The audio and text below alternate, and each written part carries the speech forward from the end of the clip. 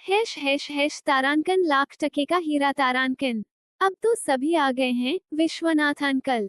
आप पापा की वसीयत खोलकर पढ़िए और नहीं, अभी अर्जुन को आने दीजिए। बेटे विवेक की बात पूरी होने से पहले ही शकुंतला जी ने वकील विश्वनाथ जी को हिदायत दे दी।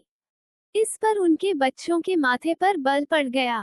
2 मिनट बाद अर्जुन आ गया। मौसी माँ, आपने हमें बुलाया? हाँ, मेरे पास बैठ।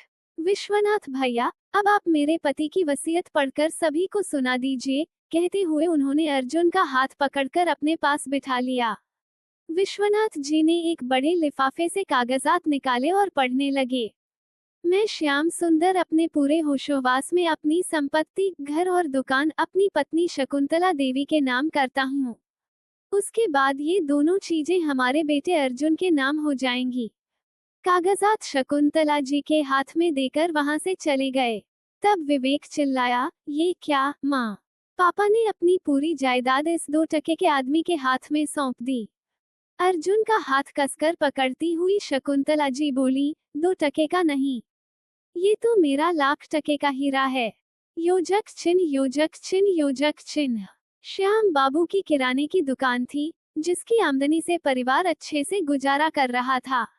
उनके 2 बेटे विवेक और समर्थ थे, जिनका पालन पोषण शकुंतला जी ने बहुत प्यार से किया था। एक दिन शकुंतला अपने दोनों बच्चों को लेकर अपने मायके गई। विवेक तब 6 साल का था। गांव में खुली जगह देखकर वह खेलने लगा। तभी तेज रफ्तार से एक मोटरसाइकिल उसकी ओर आई। पास में घास काटती एक महिला चिल्लाई, बाबू, हट जा। लेकिन विवेक ने सुना नहीं। वो महिला उसे बचाने के लिए दौड़ी। विवेक तो बच गया, लेकिन वो महिला लहूलुहान हो गई। शोर सुनकर शकुंतला वहां पहुंची और विवेक को गोद में लेकर चूमने लगी। फिर तुरंत उस महिला को अस्पताल ले गईं, लेकिन तब तक उसकी सांसें थम चुकी थीं। गांव वालों से पता चला कि उस महिला का नाम तारांकन मीरा तारांकन था।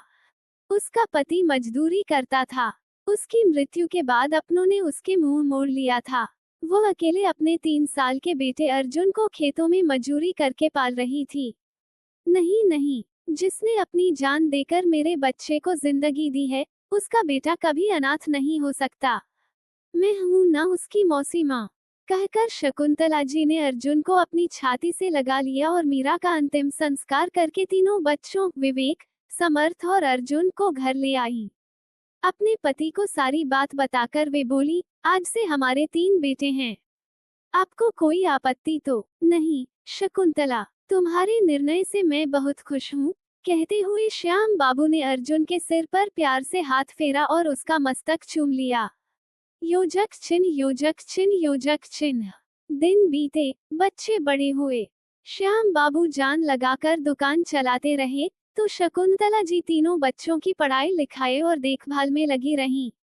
उनका अर्जुन के प्रति असीम प्यार देखकर मोहल्ले की औरतें कहती, शकुंतला, पराये पर अपना पैसा बर्बाद क्यों करती है? उसे पढ़ाने से क्या फायदा? घर का काम करवा लो। लेकिन शकुंतला ने कभी इन बातों पर कान न दिया। तब लोगों ने विवेक और समर्थ के कान भरने शुरू कर दिए, अर्जुन तुम्हारा कोई नहीं है, वो तुम लोगों से तुम्हारी माँ छीन लेगा। छोटे रहते तो सब ठीक था, लेकिन बड़े होते ही नफरत का बीज अंकुरित हो गया।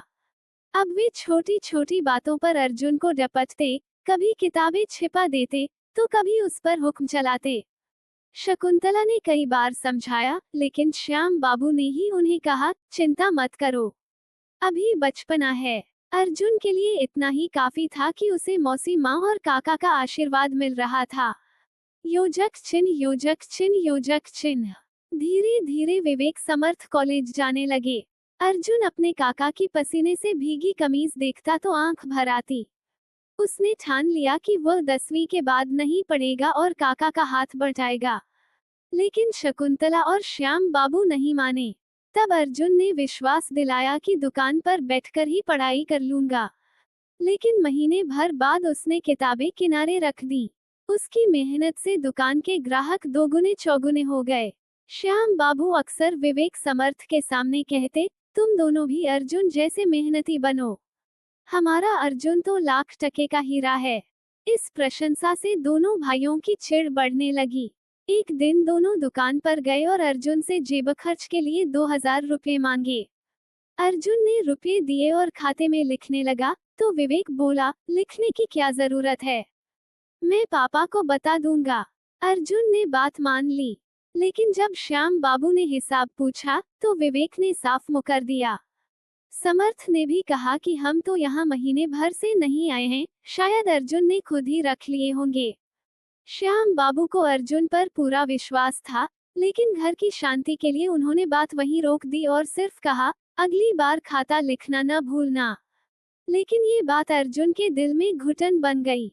एक बार विश्वास टूटा, तो फिर वह सोचने लगा, अब ये बार बार होगा। दुकान के स्टाफ ने अपना फायदा उठाया और कहा, अब तो तुझे पता चल गया होगा कि तू पराया है। मैं तेरी जगह होता तो एक पल भी न टिकता। उसी पल अर्जुन ने जाने का निश्चय कर लिया। घर आकर शकुंतला जी से कहा, मौसी माँ, अब मेरा यहाँ जी नहीं लगता, मैं जाना चाहता हूँ। काका का हाथ बटाने के लिए तो बड़े और छोटे भैया हैं ना। शकुंतला जी समझ रही थी कि उसके दिल पर क्या बीती है। उन्होंने रोकना चाहा, तेरे बिना तेरा काका। तभी विवेक बोल पड़ा, जाने दीजिए ना माँ, हम दोनों भाई पापा का हाथ बटाएंगे और आपकी सेवा भी करेंगे। कभी कभी इंसान अपने खून के आगे हार जाता है। शकुंतला और श्याम बाबू के सामने भी ऐसी ही स्थिति आ गई।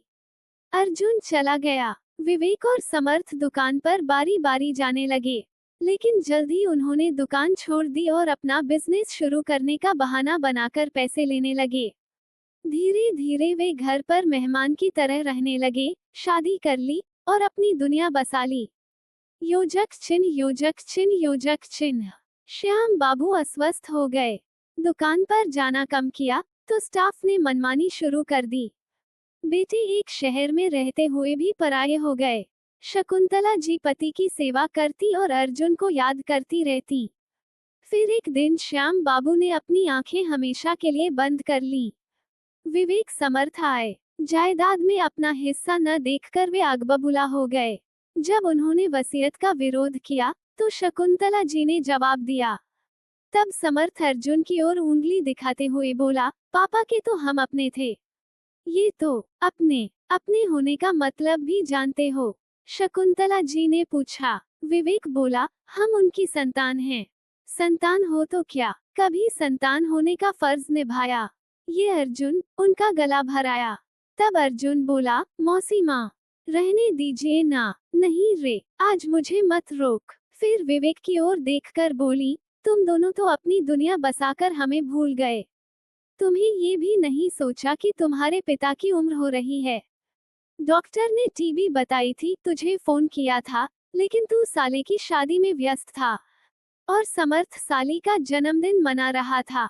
मैं अकेली उन्हें अस्पताल ले जाती, दवाई देती, लेकिन उनकी आंखें तुम्हारी राह देखती रहती। एक दिन मैं अस्पताल से रिपोर्ट लेकर ऑटो में बैठ रही थी, तो मुझे चक्कर आ गया। उसी पल भगवान का अवतार बनकर यही अर्जुन मेरा हाथ थामकर सहारा बना। मैंने सोचा था कि तुम लोग इनकी खूब सेवा कर रहे होगे, लेकिन अर्जुन ने उनकी दिन रात सेवा की, बीमारी से उबारा और दुकान फिर से चलाकर उसे पहचान बना दिया। तब श्याम बाबू ने मुझसे कहा था, शकुंतला, अर्जुन ने अपनी निस्वार्थ सेवा से हमें अपनों की पहचान करा दी है। उनके अंतिम दिनों में अर्जुन ने तुम्हें कितनी बार फोन किया। जब तुम नहीं आए, तो उन्होंने वसीयत बदलवाई और अर्जुन का हाथ मेरे हाथ में देकर कहा, शकुंतला, हमारा एक ही बेटा है, मुझे इसी के हाथों मुक्ति दिलवाना। मैं तब भी तुम्हारा इंतजार करती रही, लेकिन अर्जुन ने ही सारे फर्ज निभाए। अरे, जिसकी माँ ने अपनी जान देकर तुम्हारी जान बचाई, जो बिना किसी इच्छा के हमारे लिए एक पैर पर खड़ा रहा, वो हमारे लिए पराया कैसे हो सकता है? मैं इसकी जन्मदात्री तो नहीं बन सकी, लेकिन ईश्वर की कृपा से मुझे इसकी यशोदा बनने का सौभाग्य मिला। यही मेरे लिए बहुत है। अब तुम लोग आजकल वापस जाना चाहते हो, तो जा सकते हो। चल, अर्जुन, कहकर वे अपने बेटे के हाथ का सहारा लेकर कमरे से बाहर निकल गईं। पीछे से विवेक समर्थ माँ माँ पुकारते रहे, लेकिन ग्रेटर दैन तारांकन दुख की घड़ी में ही अपनों की पहचान होती है। तारांकन तारांकन, ग्रेटर देन तारांकन, जो उस वक्त आपका हाथ थामकर साथ चलता है, वही सच्चा अपना होता है। तारांकन तारांकन, ग्रेटर देन तारांकन, जैसे अर्जुन ने अपने मौसी माँ और काका का